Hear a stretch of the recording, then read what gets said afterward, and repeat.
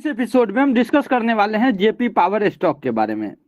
इस स्टॉक में हमने देखा कि पिछले 3 दिनों से ये स्टॉक अपर सर्किट में ही ट्रेंड होते हुए दिख रहा है।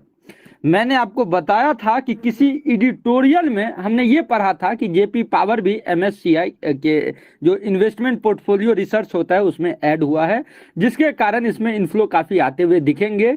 और पिछले 3-4 दिनों से इस स्टॉक में कंटिन्यूअस ब्लॉक डील होते हुए दिख रहे हैं, जिसको हमने हमेशा से डिस्कस किया। और आज के ट्रेडिंग सेशन में भी हमने देखा कि इस स्टॉक में मोर देन 6 करोड़ के आसपास के वर्थ की जो ब्लॉक डील है वो एनएससी के वेबसाइट पे आपको आते हुए दिखेगा। फंडामेंटली ये स्ट्रॉन्ग स्टॉक है और अप ट्रेंड में आते हुए दिख रहा है, क्वार्टरली रिजल्ट संभलते हुए दिख रहा है। जिस प्रकार से इस स्टॉक ने 200 डे मूविंग एवरेज के प्राइस से बाउंस बैक किया है, श्योरली इस स्टॉक में 9 रुपया तक का target with in maximum 1 month के ड्यूरेशन में दिखने वाला है। अगर आप ऑलरेडी इन्वेस्टेड हैं और आपका horizon medium to long term within 2 year के लिए है, तो श्योरली इसका टारगेट आपको 20+ तक का दिख सकता है। तो अर्ली प्रॉफिट बुक करने की गलती नहीं करें।